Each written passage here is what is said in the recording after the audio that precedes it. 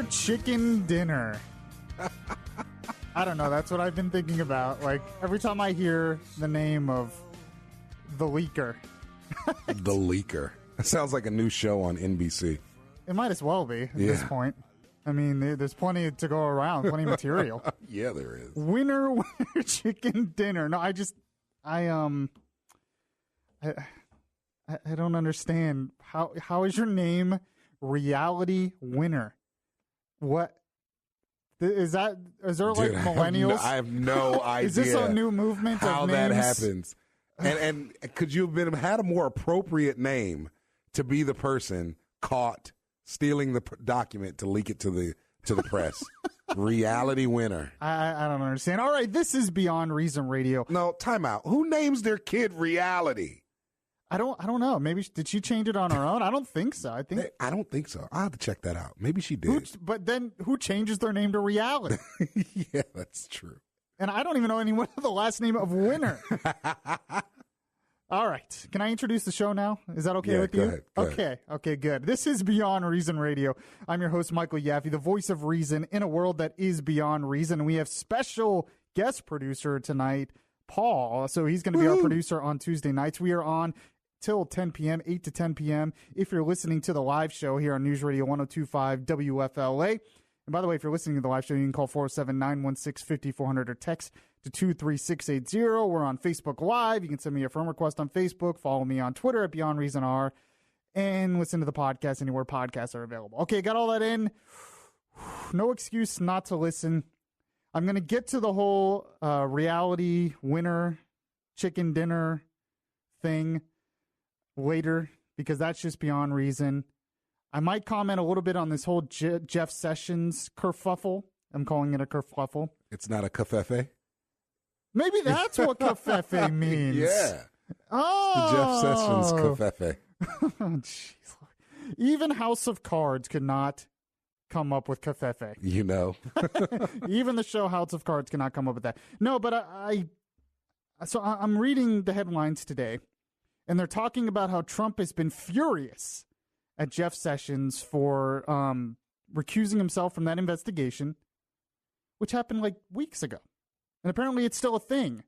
And apparently the administration won't say if they have confidence in him. No. And apparently Jeff Sessions, according to ABC News, has just said he offered to resign. Why? I don't know. I really don't understand this. Jeff Sessions has been doing everything Trump has wanted. He's been tough on crime. He's been tough on illegal immigration. He has been Trump's dream for that position. He really has been. And now because Trump's upset at the Russia thing, which nobody's even talking about anymore. No, they're not. Jeff Sessions recused himself weeks ago. Nobody cares. It's moved on from that.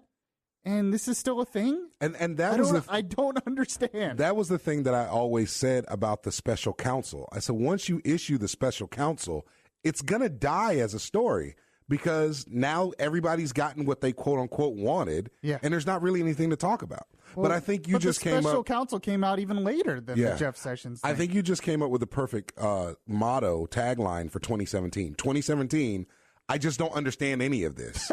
It's not Kofefe? No, that's not the tagline? Yeah, because I'm looking, Jeff Sessions, not only do the conservative base likes Jeff Sessions, but he's doing everything you wanted.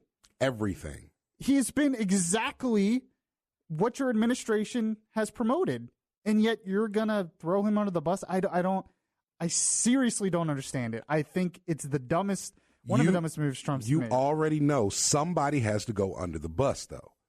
The bus is coming, and somebody has to go under it. Who else are you going to throw? Again. You've already thrown so many people. I think Jeff Sessions is the worst person to throw under the bus. Okay, so I want to move on from that because I tweeted out. I do want to ask you this one question, though. Yes. When you lose Sessions, then what do you have left? That's the thing I don't think this administration is thinking through right now. Let's say Sessions, the reports say he offered to resign. Let's say he actually did resign. He's out. He's done. Mm-hmm. Who do you have left? Well, you have the deputy attorney general, who was the guy who appointed the special counsel. He just announced that he might recuse himself too, though. Yeah. So I don't get it. All they're doing is attracting attention to this. Yes. When they should not be attracting attention to this. There's so many other things to attract attention to. He just announced yesterday the privatization of air traffic control. A lot of people I saw that on like page 12 or 13. Or, yeah, that should be a page one thing. A lot of people actually support that. Attract attention to that. I just don't understand. But I wanted to move on to something that I've been thinking about this week. And I tweeted this out, and I also put it on Facebook. And it's something I've noticed in politics. I mean, it's been around forever, but especially now. And it's happening on both sides, if we're going to be honest, if we're going to be frank. And that's the fact of the politics of fear. Using fear has become such a powerful political tool in this country. And everybody, and I mean everybody, is using it right now. Usually what you're using it about depends on which side you're on. But everybody is going nuts with fear. And frankly, it's driving this country apart in a lot of ways. Now, one thing that got me thinking about this was I found this clip from John Oliver. You know, what is it called? Last Week Tonight, right? On HBO? Yes. He's obviously a liberal, obviously doesn't like Trump. I barely ever agree with him on anything. And but I found this clip of him. And he talked about the media reaction to the terrorist attack in Britain. Yes, John Oliver, believe it or not, went after the mainstream media. Pretty hardcore in this. So when John Oliver is going after the media as well, everybody hates the media now. It seems to be the trend. But I'm going to play this, and I'm going to say before I play this, I want to be with you, John, on this. But I'm going to tell you why I don't buy it. But first, let's hear it. Go ahead and play that cut for me. Okay, here's the thing. For the record, in no way is Britain under siege. Is it upset? Yes. Is it pissed off? Oh, you bet it's pissed off. But to say it's under siege and that its people are reeling is to imply that it's somehow weak enough to be brought to its knees by three monumental arseholes. And that, as an idea, is insulting. In fact, British people were so irritated by headlines about Britain reeling, like this one in the New York Times, they took to Twitter this morning using the hashtag things that leave Britain reeling to show things that, unlike terrorists, actually do have the ability to rock them to their very core, like accidental eye contact on the tube or in a lift, and when people make tea in the microwave, accompanied with a gif of a monkey screaming. Honestly, it was an uplifting demonstration of quintessentially British defiance, because the British people are never going to let terror change their way of life. Yeah, and there was a story out there that we talked about on the morning show a couple of days ago where apparently one of the guys who survived the attack, never let go of his beer. Yeah, I love that picture. So, and I love that picture. It kind of goes along with what he is saying. And I want to say I think he actually makes a pretty good point of what the media does, because there were media reports out there saying what he said, that Britain is under siege. Britain is reeling. And he used headlines from like the New York Times and stuff. It wasn't like that was just Fox News saying that. That was everybody saying that. And I think there is a point that we have used fear so much in this society. And you have the right now talking about fear of terrorist attacks, and where that leads can be incredibly dangerous. And I'm going to get to that in a sec. But what really bothers me about this is I would take you more seriously, John, except when it comes to another issue, which your side agrees with, Trump pulling out of the Paris Climate Agreement. You didn't criticize the media with all the outrage and fear of that. I've never seen so much fear. We should all be afraid. In fact, Chuck Schumer tweeted out that Trump, he's tweeted out dead planet or something, death to the planet. You had people commenting that this is going to lead to thousands of people dying, that Trump is an awful person. This is against humanity. A lot of that is the politics of fear, too, and a lot of that's been driven by the same media outlets that drove this terrorist thing. Yet I go to John Oliver to see what his reaction was to the Paris Agreement, and he has a graphic up that has the earth partly on fire. You know? So I'm like, John, I want to be with you. I want to join you on this whole thing of, you know what? This whole fear thing is just getting out of control. The politics of fear is just getting out of control. But it seems like it's only on the issue you care about. And that is the constant on both sides. Well, and that's what I'm getting at. And that's why I said everybody is using it. Now, before we get to that, though, I want to give an example of the fear because Trump pulling out of a non-binding voluntary agreement, which even cities and companies in this country are still going to follow no matter what Trump does anyway, so it doesn't even matter. It was a joke anyway. But here's a reaction, a montage. The cut says media CC on it. A montage just of some of the reaction I heard in response to Trump pulling out of that agreement. Here it is. And we all joke about him destroying the world, but this could be it. That means record heat, more drought in some places. We could see the seas continue to rise. Their kids will have worse asthma. Torrential rains and floods in other places. We could see flooding in major cities. They will have a harder time having economic growth. Sea level rising, drowning coastal areas.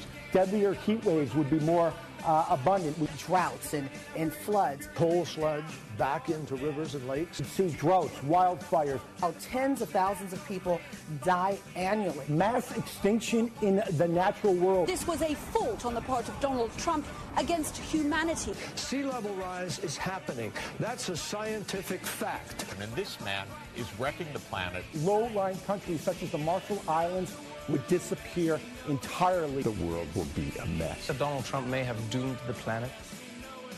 Oh, my God, it started already. That's why it's been raining the past 3 days straight.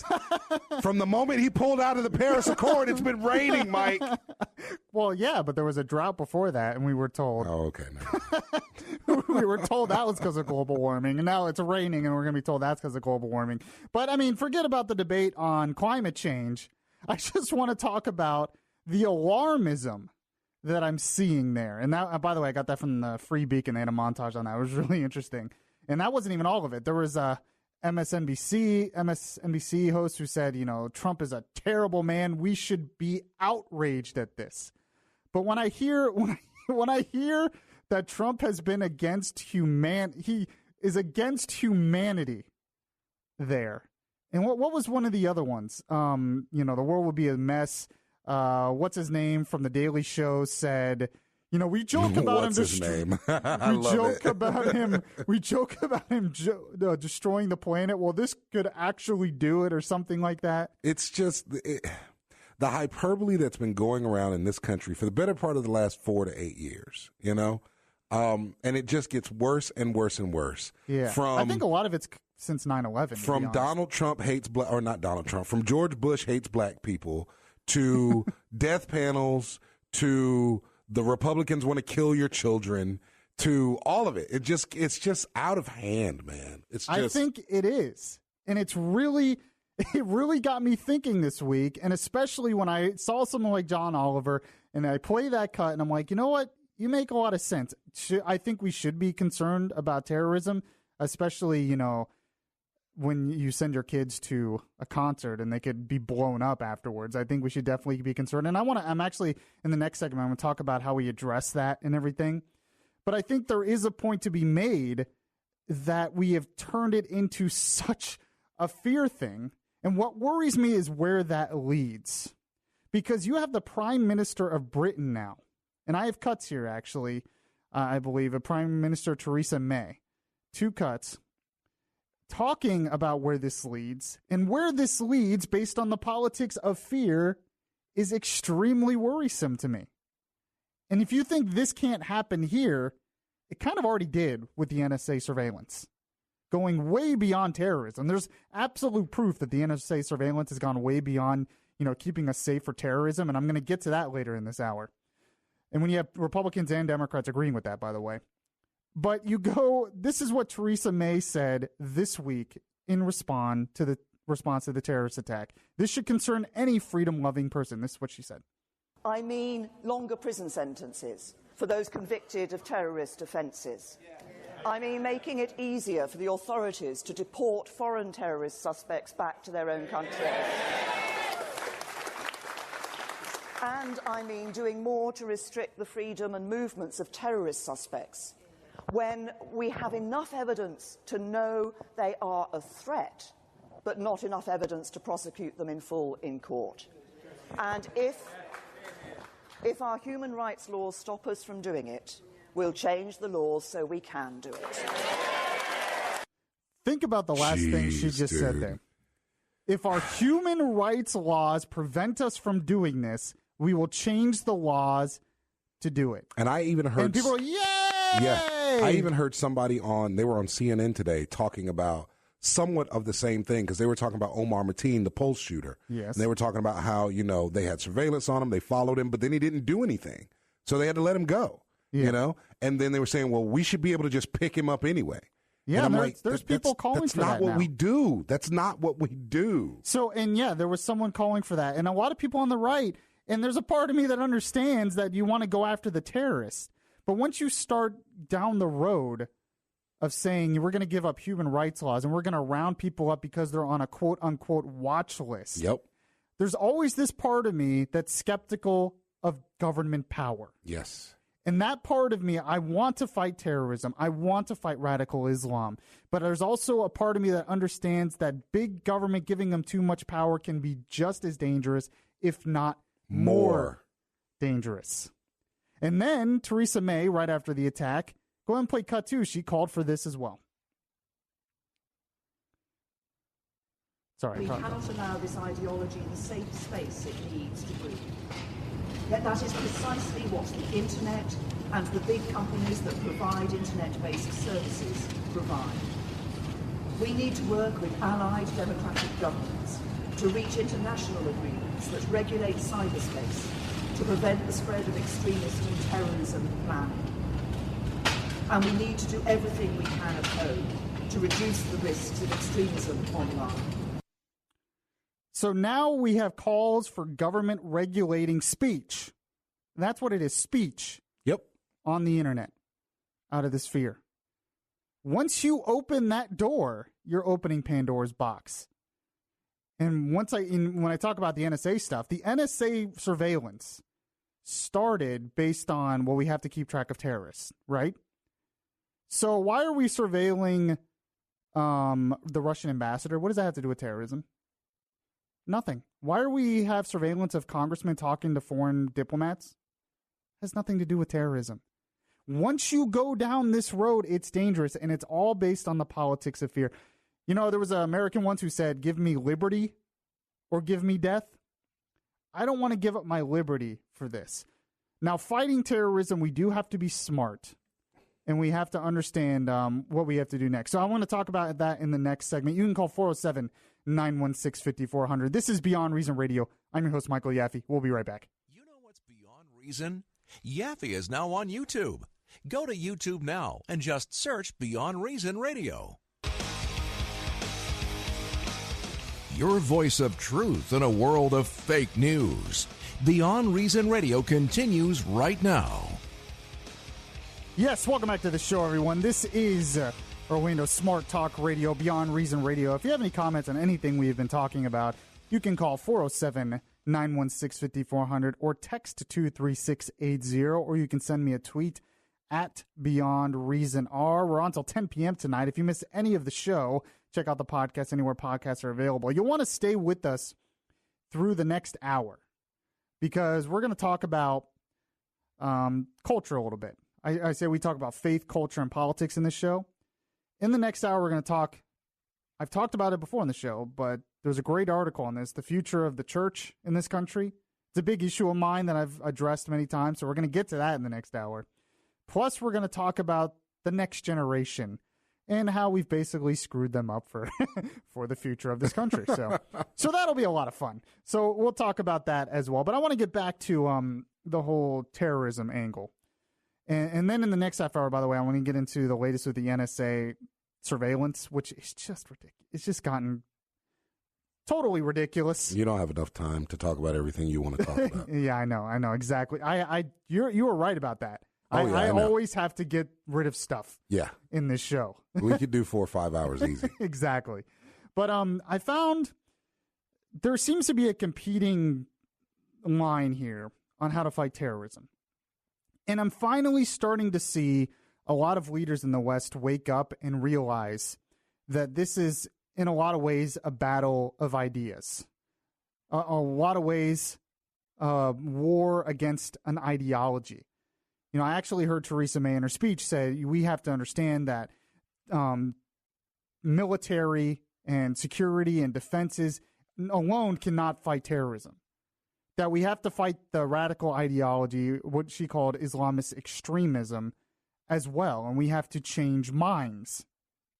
And that's very difficult to do, but at least we're finally kind of starting to go in that direction to understand that we need to call for actual reforms in the culture of a lot of these Muslim groups and a lot of these Muslim countries. But then there's this other line that I'm hearing a lot, even from the right, that's saying we can't change their minds.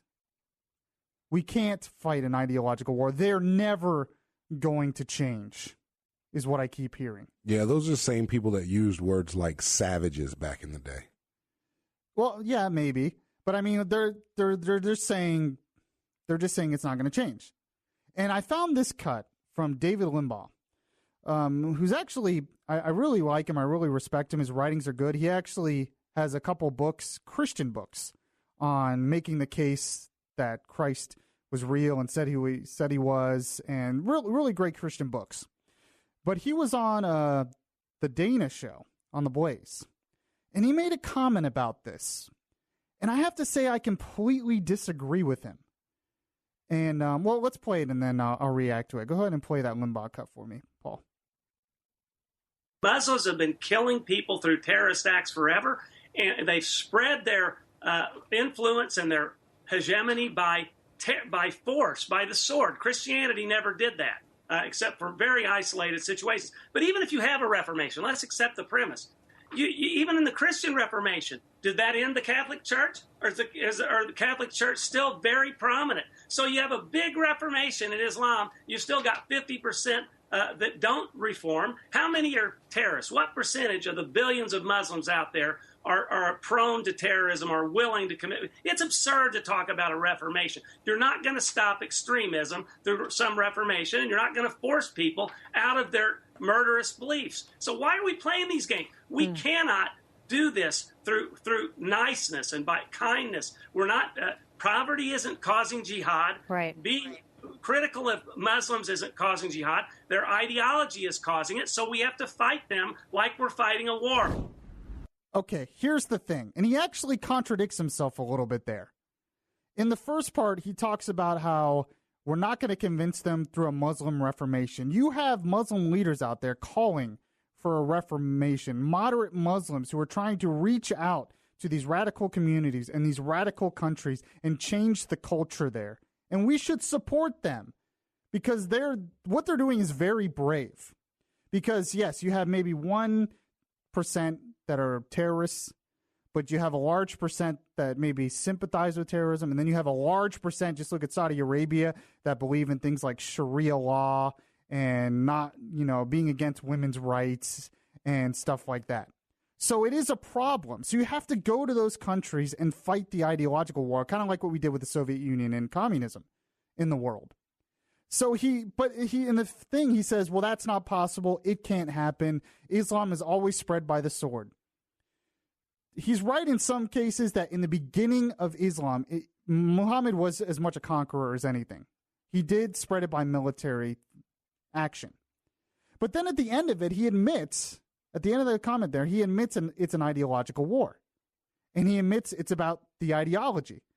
And I agree with them that it's not caused by poverty. It's not caused by us hating Muslims. It's not caused by any of those things. It's caused by the ideology. I agree with them. But if you're admitting that the problem is the ideology, then how can you say in the other side of your mouth that we just can't fight the ideology and we have to fight it like a war? When you're fighting it like a war, you're fighting it like a military.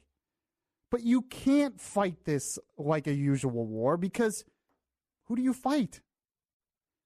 You can fight ISIS in the Middle East, or you can fight Iran militarily, but you have a lot of these groups popping up in the UK. These radical groups and these radical mosques who are spreading an ideology in those mosques, in those communities, and over the internet. And you have the ideology that's spreading all over the world in all these different countries. They don't have a state. They don't have a country, and they don't have a military. So they're going to fight this guerrilla warfare against this, through terrorism. And it's not going to stop by saying, well, we have to fight this militarily. We have to beef up our defenses. It's not going to work. You have to fight the ideology that's driving it. And the ideology that's driving it is radical Islamism. And the best way, and I've been saying this forever, and I'm actually hearing more and more people say this, which is good. The best way to do that, one of the ways, is you have to actually stand up for good values. Stand up for good Western values. And you have to be willing to go to countries like Saudi Arabia and say, you're not doing this right. We're so afraid to do that because of the whole geopolitical parts of it. But we can't be afraid to do that anymore if we want things to change. So this whole idea that we can just fight it like a military, it's not going to work. And not only that, you have to do it in a manner that we've done with so many other things, so many other concepts and ideologies that we have helped to diminish throughout decades and decades of American society. And you have to reach the youngest generation before their minds are formed.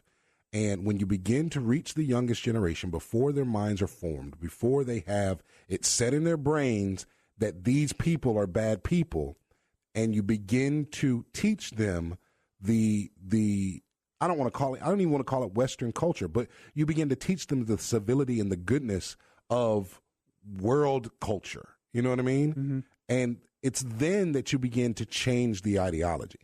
Are you going to change? It's like people used to say about grandparents. Are you going to change your 75-year-old grandfather's mind? No, you're not. Just like you're not going to change a 38-year-old, terrorist mind. But an 8-year-old kid, a 6-year-old kid, a 12-year-old kid that's on the brink. Well, yeah, and you have to get into the culture to do that. Yeah, that's the only way you can do it. Countries to do that. And, I'm not saying we should stop the military campaigns against ISIS. I'm not saying we shouldn't be vigilant on terrorism and arrest the bad guys and all of that stuff. What I'm saying is that's not going to be good enough because just like you said, their kids are being raised to believe that stuff in these communities. It's no different than the racism problem we had in this country. Mm-hmm. The children the people who the racism problem that we had in the 60s was because children were being raised to be racist.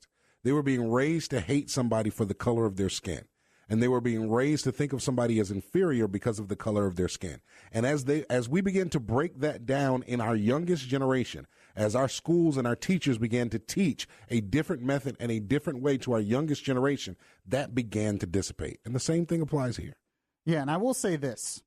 I agreed with one thing that's, saying benefit concerts and saying love and kumbaya, all that. That alone's not going to work either. Because, like Martin Luther King, for instance, he was civil. He did it peacefully, but he still was bold and stood up for the truth. And not only that, he also depended on the movement of Malcolm X to do the other side. He depended on the movement of Malcolm X to do the things that he knew that he wouldn't do because of his values. Well, that's like an entirely different debate. It is. I don't know if I don't even know if I'm going to get into that. It's a very interesting concept. But my point was, I'm not saying we don't have to be bold, and we still have to stand up for the truth. We still have to be bold in standing up for the truth. I'm a Christian, so I really want to stand up for Christian values and Christianity as well. I'm never going to tell people that I think they should become Muslims. But we have to still be bold and stand up for the truth, but we have to fight the ideology. And just saying, we have to kill them militarily, that alone's just not going to do it. And that's also not going to work because if you're having somebody whose mind is shaped at a young age, and I'll use racism as the example again, if I'm telling you that white people are better than black people, right? And black people are inferior, and here's all the reasons why, and so on and so forth. And then a bunch of black guys come and bomb my house, do you think my kids are going to start to feel better about black people? No. I've just reinforced exactly what I was teaching. And so, like you said, we're not saying to end the campaigns or not to defend ourselves. We're not saying to westernize their culture, but we are saying that you can't fight an idea through guns and ammo. It just doesn't work that way. Right. 407-916-5400. Text to 23680. This is Beyond Reason Radio. I'm your host, Michael Yaffee. We'll be right back. Subscribe to the Beyond Reason podcast today on your Stitcher app and hear the voice of reason anytime. Your voice of truth in a world of fake news. Beyond Reason Radio continues right now. Yes, welcome back to the show, everyone. This is Orlando Smart Talk Radio, Beyond Reason Radio. If you have any comments on anything we've been talking about, you can call 407-916-5400 or text to 23680, or you can send me a tweet at Beyond Reason R. We're on until 10 p.m. tonight. If you miss any of the show, check out the podcast anywhere podcasts are available. You'll want to stay with us through the next hour, because we're going to talk about culture a little bit. I say we talk about faith, culture, and politics in this show. In the next hour, we're going to talk, I've talked about it before in the show, but there's a great article on this, the future of the church in this country. It's a big issue of mine that I've addressed many times, so we're going to get to that in the next hour. Plus, we're going to talk about the next generation and how we've basically screwed them up for for the future of this country. So that'll be a lot of fun. So we'll talk about that as well. But I want to get back to the whole terrorism angle. And then in the next half hour, by the way, I want to get into the latest with the NSA surveillance, which is just ridiculous. It's just gotten totally ridiculous. You don't have enough time to talk about everything you want to talk about. Yeah, I know, exactly. You were right about that. I always have to get rid of stuff. Yeah. In this show, we could do 4 or 5 hours easy. Exactly. But I found there seems to be a competing line here on how to fight terrorism. And I'm finally starting to see a lot of leaders in the West wake up and realize that this is, in a lot of ways, a battle of ideas. A lot of ways, war against an ideology. You know, I actually heard Theresa May in her speech say we have to understand that military and security and defenses alone cannot fight terrorism. That we have to fight the radical ideology, what she called Islamist extremism, as well. And we have to change minds. And that's very difficult to do, but at least we're finally kind of starting to go in that direction to understand that we need to call for actual reforms in the culture of a lot of these Muslim groups and a lot of these Muslim countries. But then there's this other line that I'm hearing a lot, even from the right, that's saying we can't change their minds. We can't fight an ideological war. They're never going to change. But go ahead. Yeah, I love everybody. Okay. Well, I mean, in terms of what country I would take advice from, it's not necessarily about the Sweden. Country. No, not Sweden. Okay. It's about individuals in the country and the ideals behind the country. Well, I don't think the way you pay women less than men. A lot of women, they don't have a voice in this country. We know we got a lot of things that's going on. But I think this country has made a lot of. We're perfect. If nobody's. You're a devil. If you're a conservative, you're a devil. Everybody's got their own ideas. We should live and let. But we're allowed to have our own ideas in this country. I'm telling you, these young people, which they're not allowed to have in the Middle East. They don't feel they have a country. Okay, all right. I see what you're saying. I think there are still some common values in this country that we could, represent. In terms of, I think some cultures are more superior than other cultures. I'm not into this whole multiculturalism. We're all equal. I would tell you that women have a lot more rights here than they do in, say, Saudi Arabia. I would think our culture is superior to Saudi Arabia's right now, or superior to Iran's. And if you can't buy, or Syria, and if you can't buy that, then it's a whole different conversation. Let's go to Willie in Orlando. Willie, what's your take on all this? Yeah, hey, Michael, how you doing? Pretty good, man. I just want to relate a story. I got a friend of mine, and I met he and his wife shortly after 9/11. I was tending bar, and they were enjoying their favorite beverage. And he was on the following Monday. He was getting ready to go to Fort Bragg and be deployed to Afghanistan. And I asked him, so what's your specialty? He said satellite communications. And I joked with him because the guy, he looked like the Verizon guy that walked around saying, "Can you hear me now? Can you hear me now?" And I said, "I get it. I asked him, I said, "So what's that mean? What are you going to do?" He said, "I can't say. It's top secret." Well, anyway, after 3 or 4 deployments to Afghanistan and Iraq, he finally got out 6 years later, and I finally found out what he did. He had a laptop, and while his team members were out in the field, he flew drones from this laptop, armed drones, and he had an escort of 300 Jordanian soldiers. That was his personal escort to defend him. Well, in serving with these guys, he learned to communicate with them. He had to learn to speak their language. And one thing he learned, mostly what they told him, was the United States was going about this all wrong. And I'm just putting it out there. They told him that what the United States should have done after 9/11 was just turn Afghanistan into a sheet of glass, because nothing is produced there except opium. That's all it's all about, is that opium crop, the poppy fields. Now, I know that's radical, but I'm just saying that's their philosophy, what they're feeling, and Jordanians are on our side. That was their feelings about what we should have done. You can't fight them on an ideological basis. You just can't. They've been fighting for thousands and thousands of years. I'm just putting it out there, but that's what. All right. Well, I mean, you're talking. I appreciate your call. You're talking about specifically what's going on in Afghanistan, but what I'm talking about is kind of spreading beyond Afghanistan. Afghanistan has a lot of problems because they're kind of like a third world country in a lot of ways.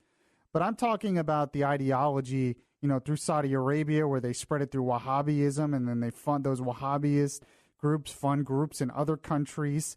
And, they fund them in places like the UK, and mostly the UK ignored it.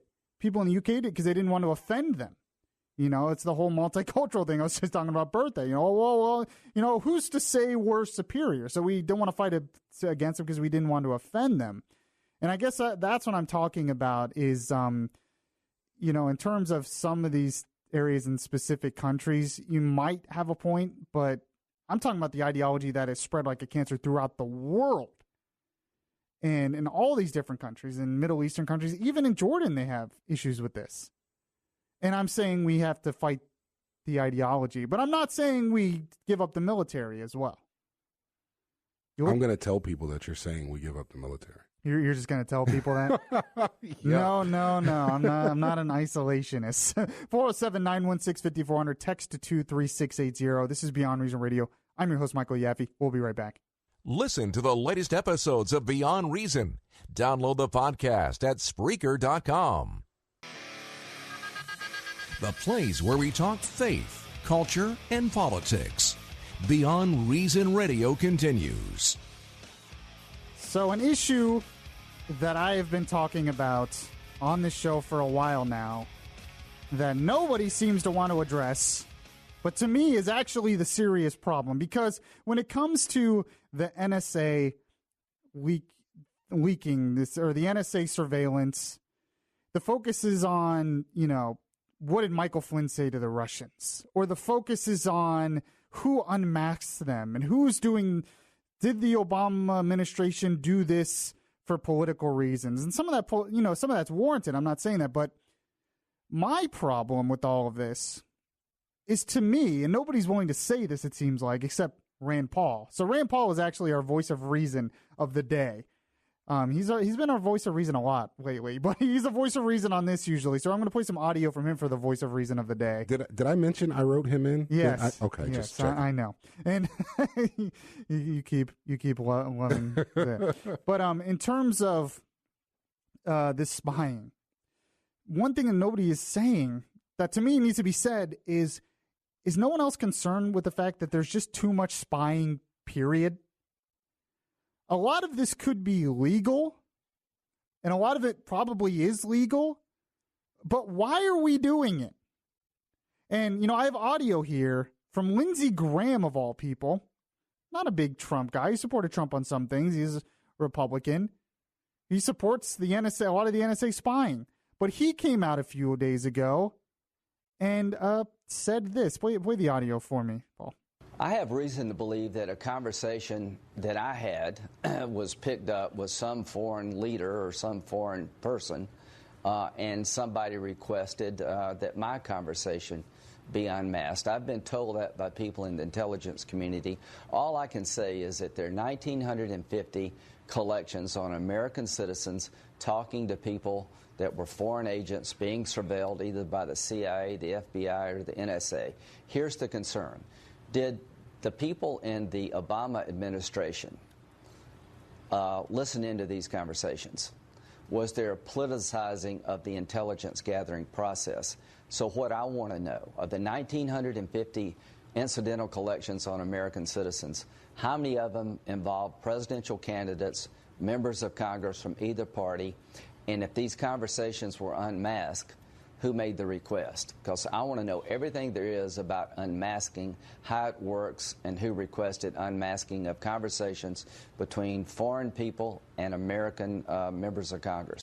So he's focusing on the unmasking again, but I'm sitting here thinking, why are they spying on a congressman talking to a foreign diplomat? Why? There's no reason to be doing that. The whole reason we built these programs and this infrastructure to begin with was after 9/11 to keep track of what terrorists were doing. Yet all of this stuff now is from congressmen talking to foreign diplomats.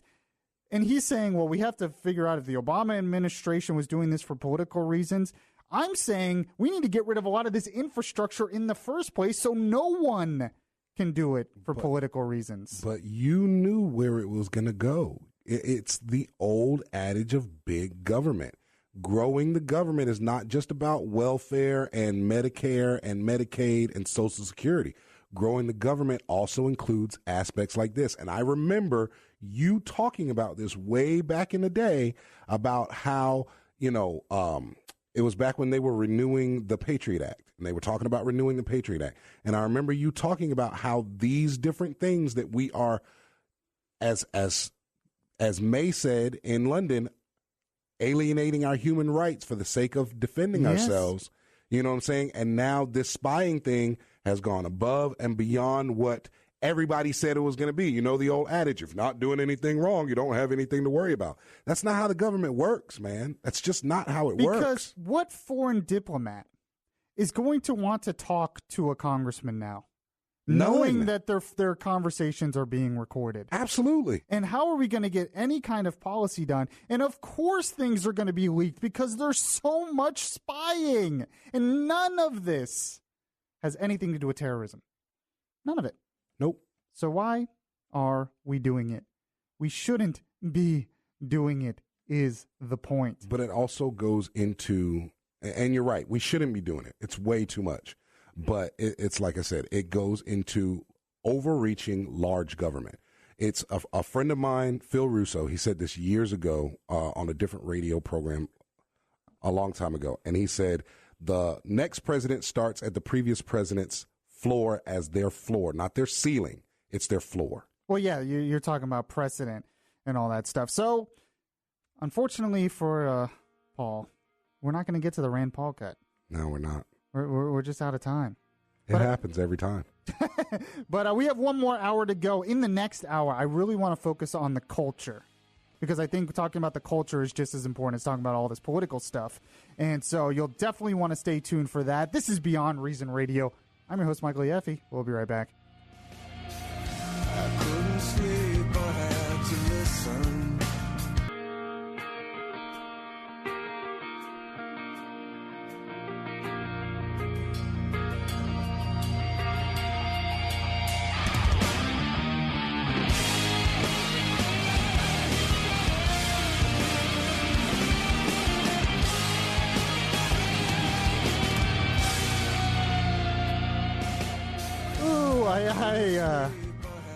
I can't wait to ask this question to everybody out there. You can call 407-916-5400 or text to 23680 if you're listening to the live show. If not, you can always send me a tweet at Beyond Reason R. This should be an interesting question. Now, this is directed mostly towards Christians, but everyone knows I'm a strong Christian. a strong person of faith. And I think I worry about the Christian culture in this country, the future of Christianity in this country, the future of individual Christians. This is why you wanted me here today. This was country. A setup. That's what this was. This was a setup. Well, you sent me the story, actually, but there was a part of me that was like, well, Paul is producing today, so I have to talk about this with him and see what everyone else thinks. Now, there are some that listen to the show that are not Christians, so you might have a totally different viewpoint on this. But if you are Christians, I want to ask you this. Are there too many churches? Are there too many churches? It's a fascinating debate when you think about it because, usually Christians say, no, we need more. Of course, you can never have too many churches. But are there too many churches? This is Beyond Reason Radio. I'm your host, Michael Yaffee, where we talk faith, culture, and politics. I'm going to address faith and culture in this hour. If you missed any of the first hour, we addressed a lot of politics, a lot of different angles in terms of the politics of fear and the war on terror and the NSA spying. So if you missed any of that, check out the podcast anywhere podcasts are available, or you can like the Beyond Reason Radio Facebook page, and the video of that hour is already up there. So that'll be good, but you should definitely listen to this hour and not even worry about that. Later in the hour, we get to bash. Okay, we're not going to bash, but we're going to talk about some of the problems with the upcoming generation. Get off my lawn! Because I listened to an audiobook that addresses this, and it's a fantastic book, and it definitely got me thinking on this. And this is another issue where Paul and I, and by the way, we have special producer Paul today, who is producing. He's going to be producing every Tuesday for us. It's definitely an issue both of us are passionate about, so we're going to get to that as well. But on too many churches, Paul sent me this from churchleaders.com, which it's one of my favorite sites. Apparently, Paul's a pastor. So Wait, apparently time out. He's going to these sites, I guess. I need all kinds of sounders. I didn't even know. I need whistles and horns. I didn't even know that this, God made sure you didn't have access to any of those. I didn't even know that this site existed. But it said this. It says, I strongly believe in church planning as well as the more recent multi-site strategy that many churches are pursuing. But he says there are too many churches. It says, I strongly believe that it takes many different kinds of churches to reach many different kinds of people. I strongly believe that if you are truly after the unchurched, there is no such thing as too many churches. If you are truly after the unchurched, there could be a dozen churches within blocks of your location, and it wouldn't matter. So he's kind of going against his own argument here, but he continues on. He says, you're not after someone looking for a church. So you're not in competition with other churches. You're after the vast pool of the unchurched, is what he's saying. If that's what churches were doing, wouldn't be a there problem. wouldn't be too many churches. Yeah, no such thing as too many churches if what you're doing is going after people who don't go to church. Right. But then he said this. He said, let's be candid. I can count on one hand the number of churches I am familiar with that are truly oriented almost exclusively to the unchurched in terms of their outreach. The rhetoric may say otherwise, but their actual outreach strategy, their marketing, the way they interact with other churches, reveals the truth. He says, which means most churches are in competition with each other, whether they own it or not.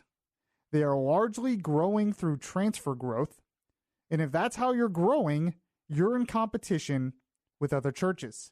And it's in that sense that I say there are too many churches. Yes. And I love if you go on to read the article how he breaks down transfer growth. And basically the concept of transfer growth is your church is only growing because somebody's leaving another church to come to your church. They're just transferring from church to church to church. And let me tell you something, as someone who's been to different churches and worked in churches and stuff like that, they would never admit it, but there's no doubt that's happening. Oh, absolutely. Absolutely. And it talks about here how they, have online strategies where people look online and they church shop. Yes. And I played a parody bit on church shopping a few weeks ago, and I'm going to play it again this hour, hopefully, if we have time. It's really funny. But it talks about how I think there is a lot right to this, that too many churches just want to fill up the church, fill up the seats, and they treat it like, you know, capitalism's a great thing, competition's a great thing, choices in business is a great thing, but it's transferred over to the church world, and they treat it like a business where they're competing for customers. Yeah. Your church society in America has turned into an exclusive community club where we are members of this community club. We get together and we introduce ourselves to other members of this community club, and people join this club. We don't have to call it a country club, a community club. And we interact with each other. We meet each other's children. We're all about one common goal. We all believe the same things. Our kids go to school together. You know, we might work in some of the same places, but we're all a part of this community club. And for the most part, now there's exclusions to every rule. There are many churches that do things outside of their walls. But for the most part, the focus of most churches is inside the walls of the church. Exactly. And I've experienced that firsthand. It's always frustrating every time. And this actually, to me, points to one of the main reasons that churches are dying, that churches are failing, and that less people want to go to church. Because this is a big problem. For one, a lot of people see through that. Yes, they really do. Especially unchurched people.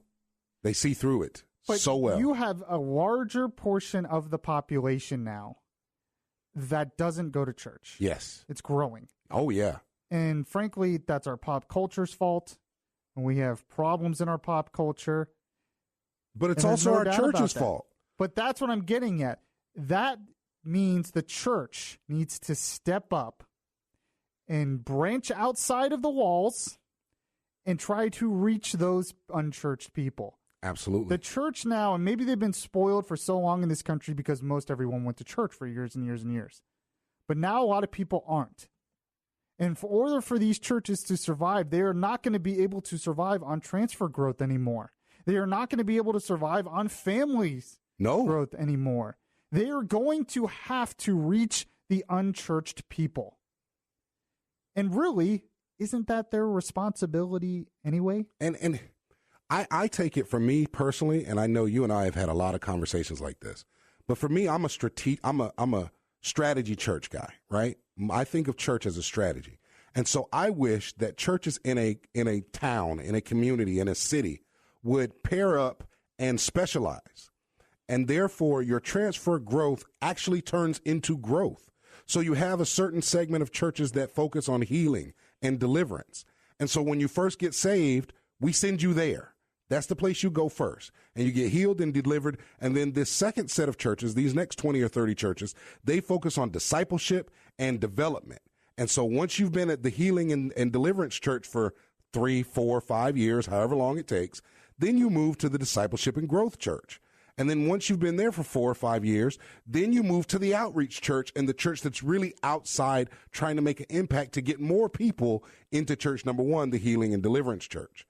But because all of these churches are doing all the same thing, everybody's got a kids ministry, everybody's got a women's ministry, everybody's got a men's ministry, everybody's got a backpack drive, everybody's got a worship night, everybody's got an encounter, everybody's got all the same stuff. We're not being an impact to our community we can. It's very interesting.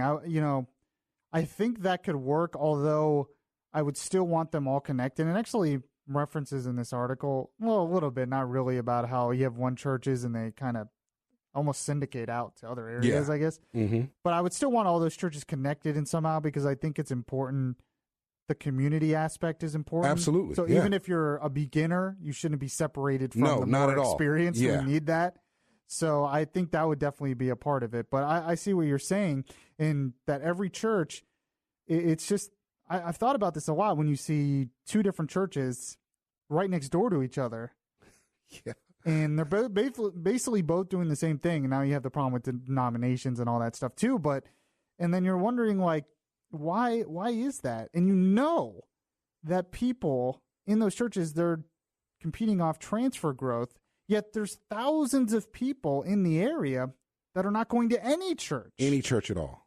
And what are you doing to reach out to them? I consulted churches for a very long time. And one of the things I would come in, I had to stop because I was ticking off too many pastors. They were just so angry with me when I left their church. But one of the first things I would say to them is, I would say, why should I come to your church? And their answer would be something like, well, we've got the Word of God. I was like, I can get the Word of God on YouTube. What else you got?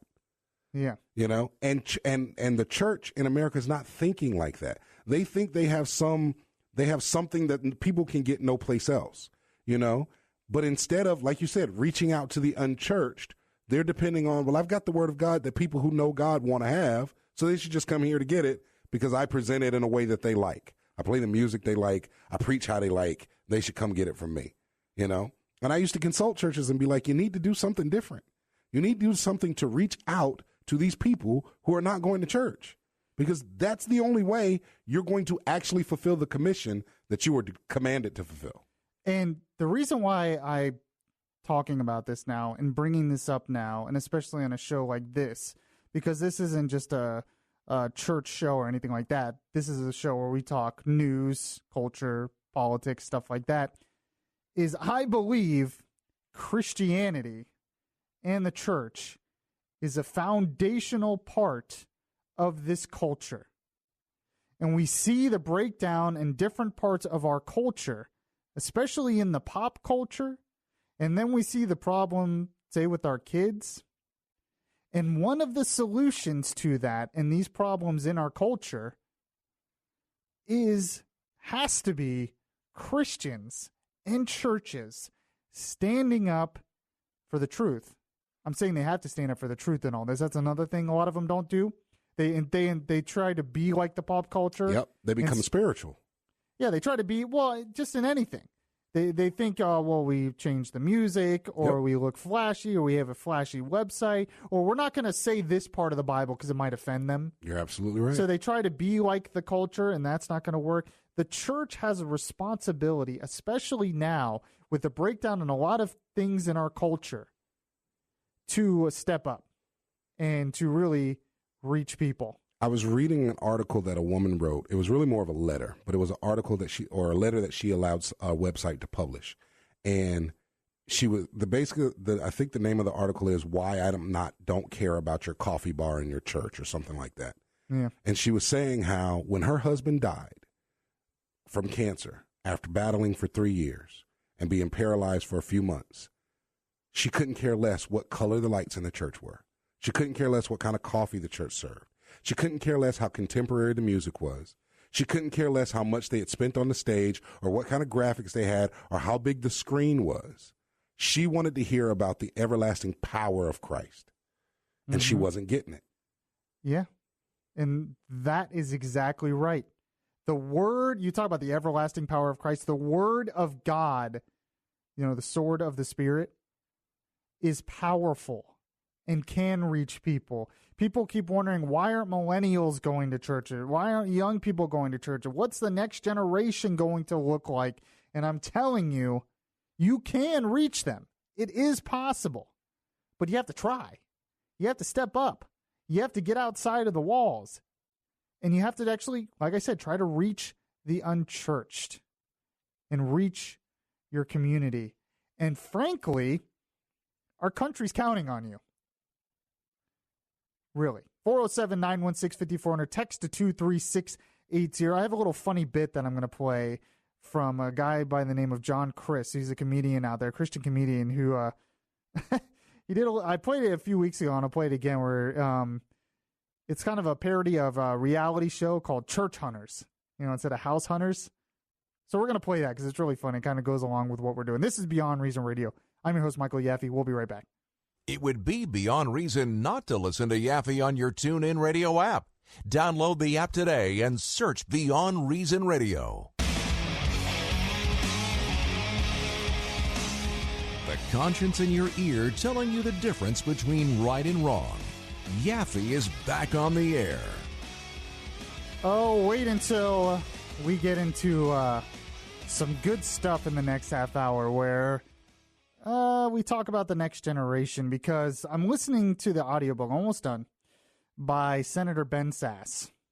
And I know a lot of people are mad at me now because they don't like Ben Sasse, because I guess he was a never-Trumper and criticized Trump. And fine, whatever. He's still a strong conservative. So if you're talking about conservative ideals, you have to like him. But forget all of the politics and everything about him. His book, called The Vanishing American Adult, is very, very good. And it's not talking about politics, but it talks about the problems with the upcoming generation and how they can't seem to get out of adolescence. And it's really my generation. I'm sort of on the older end of the generation. You know, there's a big, I realize this, even though I'm technically a millennial, I can understand that people who are 21 right now grew up in a different world than I did. Because I grew up in the 90s. People who are 21 right now, they grew up in the 2000s. So they grew up with 9/11 and Katrina and the wars in Iraq and Afghanistan and the economic crisis.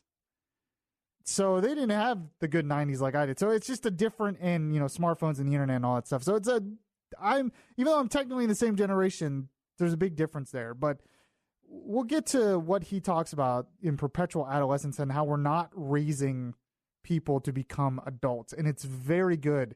And it made me think a lot of, frankly, where my parents made mistakes. I hope they're not listening, but even my parents made some mistakes in that regard. But they probably are listening, probably not going to be. You said that the wrong way. You were supposed to say, it made me think of the things that I'll be sure to do correctly when I become a parent. Oh, okay. That's the politically correct way to say it. Okay, so we're going to get to that in a little bit. But we've been talking about the church and how the church in this country needs to step up because, well, have you seen our culture lately? I mean, we can just talk about the political culture and the political divide. You want to know the answer? No, they haven't. What do you mean by that? They haven't seen our culture lately because they've been in their bubble, not paying attention, not looking, not watching, not hearing, not seeking. Now, do you think that they're not paying attention, or they're just naive to what's going on around them? To be honest, I'd have to say it's a little bit of both, because I know I realized when I was in a bubble, like I went into a Facebook group one day and I was like, whoa, whoa, whoa. Like my eyes, my ears, oh my God. Really? Is this what you people really do? And I became very, I was shocked. I had a huge shock value to how crude our culture is around us. You know what I mean? It's funny how there have been times where I've gone to different locations with people. Yeah. And you're like, is this how the amount of live? vulgarity, the amount of sexuality, the amount of violence, the amount of... And I was just like, whoa. Yeah. So you're right. Yeah, that there can be social bubbles. And we've talked about that before. But I think it's also... You know, I think sometimes they've grew up in a lot of these cultural things, like the vulgarity bubble, and they just think that's normal, and they think that's okay. Yeah. And they think it's always been that way. And that's why the church needs to step up and say, we're the light of truth, and we're going to shine the light and show the wickedness of the world and be the salt of the earth. So, but I wanted to end this subject with a little parody I found from a guy by the name of John Christ, who talks about church hunting, because we've been talking about how the church has become, they're just trying to get other church members. It's competing with other churches instead of trying to reach the unchurched. And this parody really hit the nail on the head, I think, with it. Here it is. Previously on Church Hunters. This is your first church. This is Creekside First Baptist. Honestly, right up front, didn't love the name. The Sunday morning experience was just a little too traditional. Hey guys, how we doing? Hey, good. How are you? Doing good. So I know you didn't love the traditional vibe of the last place, okay? But I think this church is really going to do it for you. Yeah? It takes relevance to a whole new level. Behind me, you will see molded clay, jar art, tapestry, canvas, mosaic church. I love it. Right? What? So you've heard of interdenominational, Right. and you've heard of non-denominational. Well, this church identifies as inter-non-denominational. Wow, that's perfect for us. It really is. But here's the kicker. A lot of celebrities go here. Yeah? What? Jeff Foxworthy. We love him. Yep. We really do. Ben Higgins from ABC's The Bachelor. Perfect. Several Real Housewives. And Usher even came here one time. Yeah. Shut up. Yeah, well, follow me. Come on. Let's do it. So refreshing. Honestly, that last church was just way too traditional. It was too much. It was like we left there feeling convicted. Like, ugh, right? Right. We're looking for more of a Tony Robbins type sermon. Like inspiration, like a TED Talk with a Bible verse. Yes. Oh, yes. Right? It's perfect here. We love it. It really is. We love it. Awesome. Cool. Well, you guys know a lot of contemporary pastors speak out of the Message Translation Bible. Right. Or this pastor speaks out of a brand new translation. It's the Tumblr Bible. We love Tumblr, though. This is great. Wow. A lot of emojis, a lot of abbreviations. Why haven't I invented that I yet? couldn't ask for. And how many seats in here? Oh, it is 6,000 altogether. Babe, 6,000. I gotta be in this worship band. That's Imagine me up on that jumbotron mid guitar solo. Do you know how many Instagram likes you get? Oh my gosh. We find it hard to find a church right now because I grew up Catholic. I grew up Baptist, So, like, we drink. Yeah, but in private. I mean, obviously you get it. What? Basically, in terms of like worship, I think we're looking for like a Jesus culture type feel. Oh, I love them. Hillsong, obviously. Oh, lead me to the cross? Hillsong's great. Like a Bethel minus the spontaneous stuff. Yeah. Just for me, I connect in worship more when the leader is attractive. Personally, I'm a Carrie Job guy. Oh, okay. Well, she's married. So is Christian Stanfield. Wow. So one of my personal favorite things about this church is the service times. Okay. There's an 8:30, a 10, a 1 o'clock, a 5:30, and even a 7 o'clock service. Oh, there's nothing around, like, 2-ish? Yeah, for us, for what we need, 2:15 is best. Yes. How many songs do they do during worship? Usually 5.5, depending on where the Spirit leads.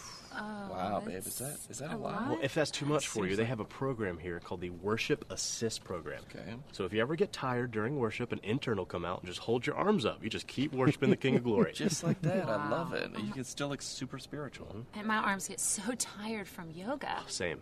I actually like this church. I think we can make it work. How many churches It was have all yoga right. now? I mean, it was good, but I emailed the pastor and he didn't immediately respond. So we're taking these vessels elsewhere.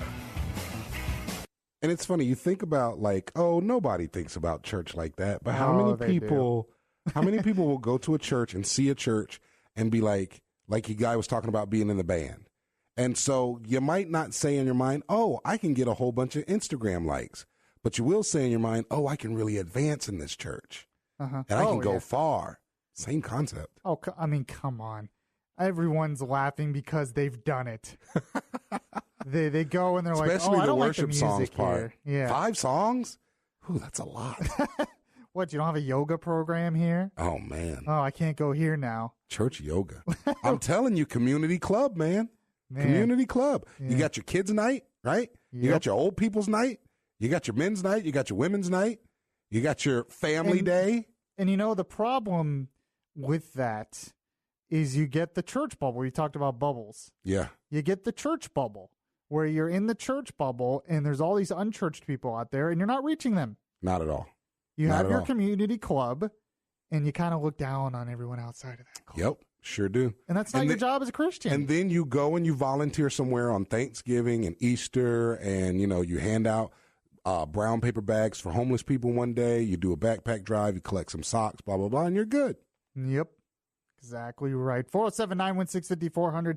Text to 23680.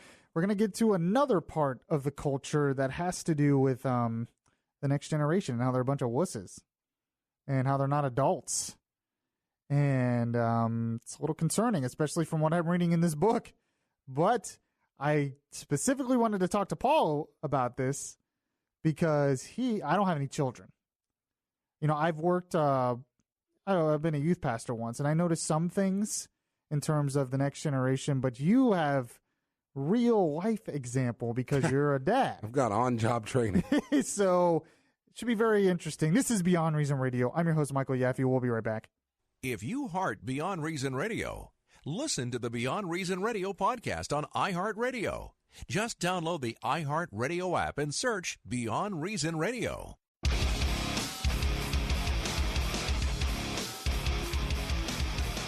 This is Orlando's Smart Talk Radio. Beyond Reason Radio continues now. Yes, this is the voice of reason in a world that is beyond reason. Beyond Reason Radio. We've been on since 8 p.m. if you've been listening to the live show. If you missed any of that show, we talked a lot of politics in the first hour. You can catch the podcast anywhere podcasts are available, or just download the Beyond Reason Radio app and catch it there. I'm your host, Michael Yaffee, joined by Paul producing, and I wanted to talk about Ben Sass's new book, The Vanishing American Adult, Our Coming of Age Crisis, because I started listening to the audiobook, and I think it's really good. And by the way, I mentioned this on the morning show a couple of days ago, but there was a lot of flack over Bill Maher, racial slur, and he was interviewing Ben Sass when he said it. And everyone kept criticizing Ben Sass for not reacting correctly or something. I really think that was unfair. Ben Sass wasn't really condoning anything Bill Maher said or anything. He was just sitting there. I don't really know exactly what you wanted him to do. You sat there the wrong way. Literally, that's what in all the criticism, most of the criticism of Ben Sass for that came from Trump supporters because they don't like him because he didn't like Trump. Yep. So they find something to hate him, not like Ben Sass. He didn't react the right way to this because he's a never-Trumper, and that's how never-Trumpers are. And I'm just like, oh, come on, guys. When you're in an interview like that, and you're not, especially with Bill Maher, and he says something like, I'm going to get up and punch him in the face. I just don't. So I just thought that was kind of your job to remain stone-faced in that situation. I don't know, what you expected. It's very weird that somehow the criticism went, Bill Maher's the one who said it, and yet we're criticizing Ben Sass for sitting there. So I don't know. I thought that was crazy. But he has a new book, and it talks about the problem with adolescence right now and how it seems like kids can't escape adolescence in this world and why that is. And I have some audio here. He was on the Charlie Rose show last week, and he talked about this a little bit and gives a little bit of a recap of what the book's about and what the problem is. And I know Paul's going to agree with a lot of what he said, but this is what he said. And right now, for a whole bunch of reasons, largely because of our place in time and economic history, we have a lot of our students stranded in Neverland. And Peter, they're living at home, meaning that it's hard to distinguish 10-year-olds from 15-year-olds from 20-year-olds from 25-year-olds. That's a new thing in human history. Yeah, it really is. It is. And this is not an old man screaming, get off my lawn. This is a constructive book. It's not a blame-laying book. But if I were going to lay blame, I'm not beating up millennials. I'm beating up us 40-something parents. Because we did not? I think we have not done a good job of celebrating scar tissue with our kids. We are bubble wrapping them at a time. Celebrating risk and celebrating the joy of trying. Yes. Yeah, it is. Scabs are okay. Yeah. Stitches are okay. Yeah, exactly. And our kids are living at the richest time and place in all of human history. And somehow we've drifted to this cultural assumption that the way to love your kids is to protect them from those hard experiences, to protect them from work.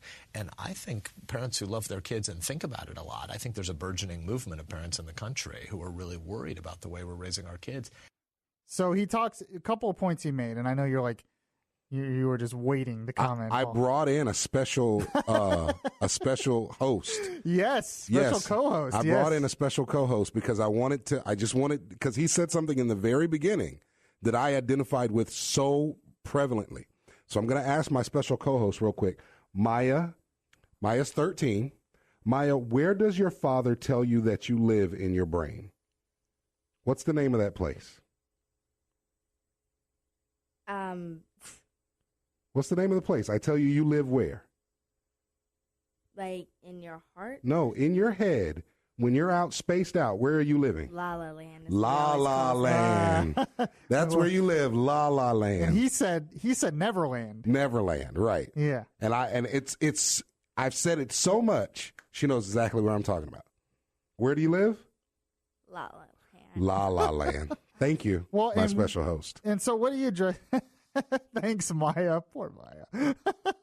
So it's good for her. Scabs are good. You need some adversity. That's what we're talking about here. That's right. But some things he addresses there, and he addresses in the book. But in the comments there, he talks about how we can't seem to distinguish, adolescents, 15-year-olds from like 25-year-olds. That's right. He talks about living in Neverland. And in the book, he addresses that more, how, the story of Peter Pan is actually kind of a tragic story. Yes. Because it's not a great story. You're not supposed to want to stay in Neverland. Because if you're in Neverland, you never grow up, that's a bad thing. You should want to grow up. You should want to grow. That is a part of life, is learning and growing and experiencing. So he talks about how we are preventing our kids from doing that. Then he talks about scar tissue, how scar tissue in terms of life going up, scars, scabs, hard work, bad things, sometimes falling and bumping and getting into trouble. Well, not really getting into trouble, I guess, but sometimes... Even getting into trouble sometimes. Well, yeah, even getting into trouble. But I guess his point is trying to figure out things and making mistakes. That's what I was going for. Right. Stuff like that is important for a childhood, yet we are preventing our kids from experiencing those things. Not only that, we're teaching them to not grow up. We're teaching them, and we have parents that are doing it subconsciously yet intentionally, but teaching their children to be princesses forever. Right. You know what I'm saying? It's okay for a little girl to be a princess up until she's about 10 years old, But we have parents that are intentionally, subconsciously teaching their little girls to be princesses forever because they're 28, 27, 32, trying to still be a princess themselves. Yeah. So he talks about, in such a great point, he talks about that. In the book, one of the things he really talks about, he talked about, how we're the richest kids ever. So, and that's a problem. Ever. But he talks about technology.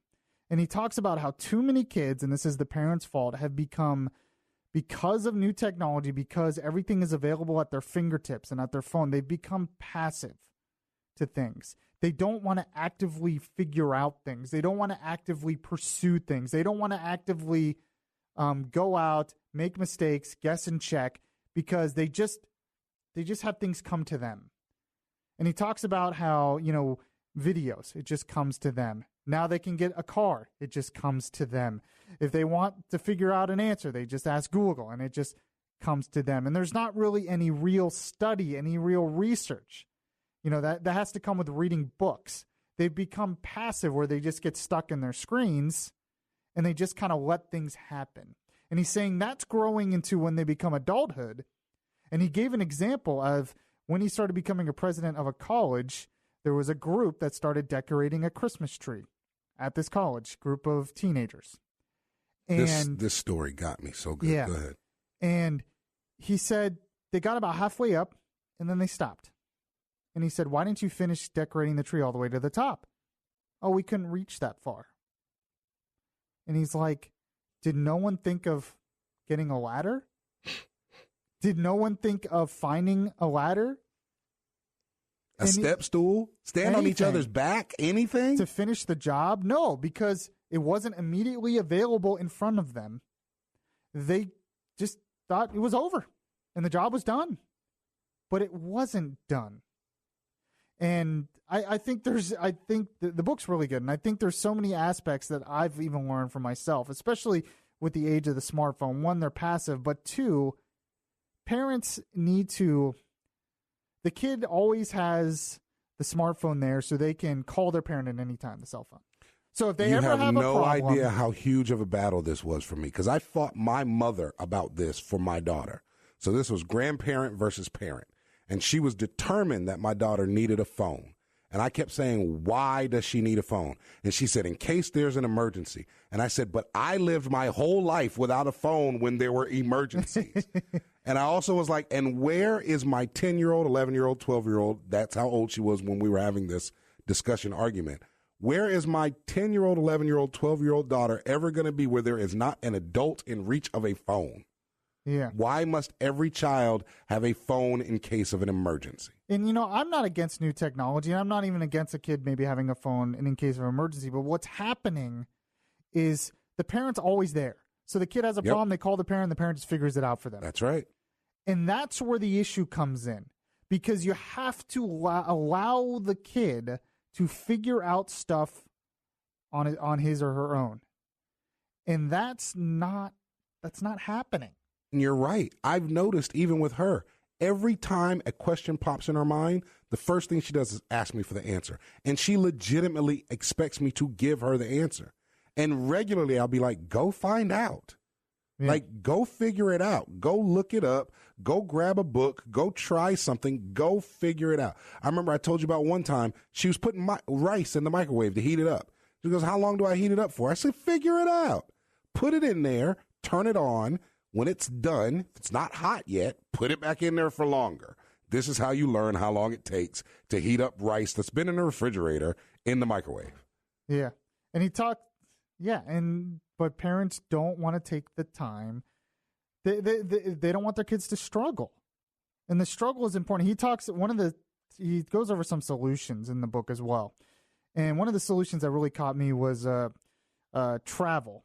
How, you need to have travel to different locations to come of age. But it doesn't even have to be different locations. It could be just to your grandparents' house for a summer, because you're allowing your kid to be with a different group of adults, older adults. And a lot of times kids are not with adults. But one thing he thought that really struck me is he said, I talked to my grandparents, and he said when they were 16, they went on a camping trip once. There's just a few 16-year-olds. They didn't have phones or anything. Their parents allowed them to go on a camping trip. They didn't have all the electricity or running water out there. They had to kind of figure out what to do once they were out there. And it was a struggle at times, but it was a coming of age thing. Yes. Where they were allowed to figure it out on their own. And I started thinking, and I was like, my mom would have never let me do that. She would have and I think there is something to be said of letting your kids do those things. I know parents that won't let their kids go to other parents' houses for sleepovers. Ever. Really? Any parent. Like, they won't let their kid go to anybody's house for a sleepover, no matter what. Yeah. So that shocks me. Why? Yeah, they've got a trillion reasons. A trillion. Wow. So you have the problem with technology. You have the problem with easy access to everything. So it's going to take parents having an active role. And he taught in different solutions was one, disconnecting with technology, to reading. They have to be able to read, because reading is work and learning and knowledge is work. It's different than just watching something on a screen. There's an active engagement involved in reading. And he talks about that. You would love this book, by the way. I almost threw money at you through this glass. I almost threw money and my shoe at you through this glass. It's so true. Yeah. When you talk about, I've had these conversations, Mike, you have no idea. Everything you're saying out of this book, I've had these conversations where I've sat down with my daughter and I've told her, you learn through reading, not through watching a video. I've told her, she'll ask me a question, I'll say, go look it up. She'll ask me why. I say, because if I tell you the answer, you will forget it in 15 seconds. Yeah. And you'll never remember it again. And we actually did an exercise where we practiced that, and it happened. In 15 seconds, like a half a minute later, I asked her, what was the answer to that question you just asked me? And she had completely forgotten it. And I was like, see what I mean? You didn't do anything to earn that knowledge, so you didn't care to keep that knowledge. And they don't think they have to. No, they don't. They just think it will be available. And because our schools are not teaching them that they have to. I know kids that 3 weeks before the last day of school have an F in their math class. All they have to do is go back, redo all the homework, make it all up. Now they got to see they pass, goodbye. And they don't know any of the information. And you know what's really important? That brings up the other point that it's not even too much in this book, but I think it's important. You have to allow your kids to fail. Yes. If they fail, that's a part of life. And we try to shield them from failure. And it's hard for me to say this stuff because I don't have kids. You can say it. I'll say it to me and I'll say it. I mean, I got kids. Just dealing with, dealing with being a youth pastor, for instance, I see some of these things in the younger generation where they're just lost. They won't let them fail. They won't allow them to fail. And so they've done such a disservice to these children because these children have not learned, they haven't even learned the satisfaction of learning. You know how when you learn something, how to do something, and you do it, and you feel good about getting it done? Like the first time I changed my brakes on my car, I was like, you couldn't tell me anything. I could have wrestled a dinosaur after I changed my brakes the first time on my car. Because it felt that good to learn and accomplish. But these kids don't know that feeling. because they're not taught to do that. Yeah, and then they don't understand when things don't go their way. Yep. And honestly, I've had the problem with young people. I've had problems with young interns and young employees in this business. Mm-hmm. Where they think they cannot show up, or they show up late, or they're constantly distracted, or they constantly have excuses. You had a big problem with them showing up late and not showing up, too, for a while. In the past. Yeah. And it's happened with interns where interns are like, what, I'm not getting paid? I interviewed an intern who thought she thought she expected to get paid. And I'm thinking, this is not how it works. You have to sacrifice. And if you fail once, you don't complain about it and say you're sorry and go hide. You get up, you admit your failures, and you make sure it doesn't happen again. Exactly. You learn from it. But they can't understand, why do I have to be here on time? Because you have to, otherwise it doesn't run. Well, because they justify it by saying, well, there's nothing going on in the first 10 minutes while I'm here anyway, so why can't I just be 10 minutes late? Yeah, and that's not a justification. You have to. So, bunch of interesting conversations we could have about this. Basically, I would definitely recommend the book to anyone, and I just think it's an interesting topic with the next generation, because I see it. I see a lot of different things. When I was a youth pastor, I had trouble getting them paying attention to the lesson because they were so distracted with smart devices. They couldn't understand why they had to know all this stuff. They thought they were entitled to their way. And, they got mad because the name of the youth group was, already established, and they couldn't understand why can't we come up with the name? And it's like, that's why. No, it's this is the youth group. This is where you are. But that's the thinking. Yeah, you're right. So very, very interesting. Check out the book. All right, we're going to end the show with something that made Yaffee laughy. This is Beyond Reason Radio. I'm your host, Michael Yaffee. We'll be right back. If you miss any of the show, you can download the Beyond Reason podcast on iTunes. The voice of reason in a world that is beyond reason is back now. Yes, welcome back to the show, and it is that time of the show. We only have like a minute left, but it is that time of the show once again.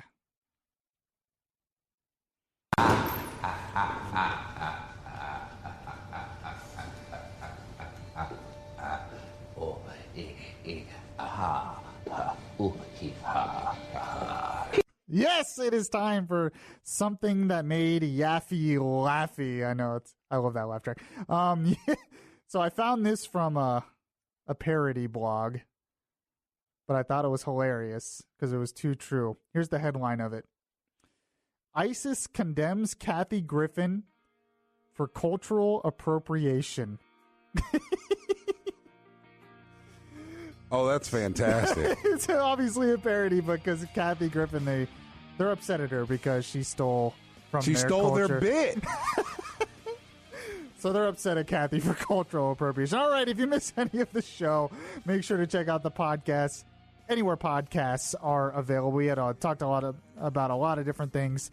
I will be on tomorrow night as well, so join me then. This is Beyond Reason Radio. I'm your host, Michael Yaffee, and I'll catch you guys next time. That nothing comes from indifference. I look inside.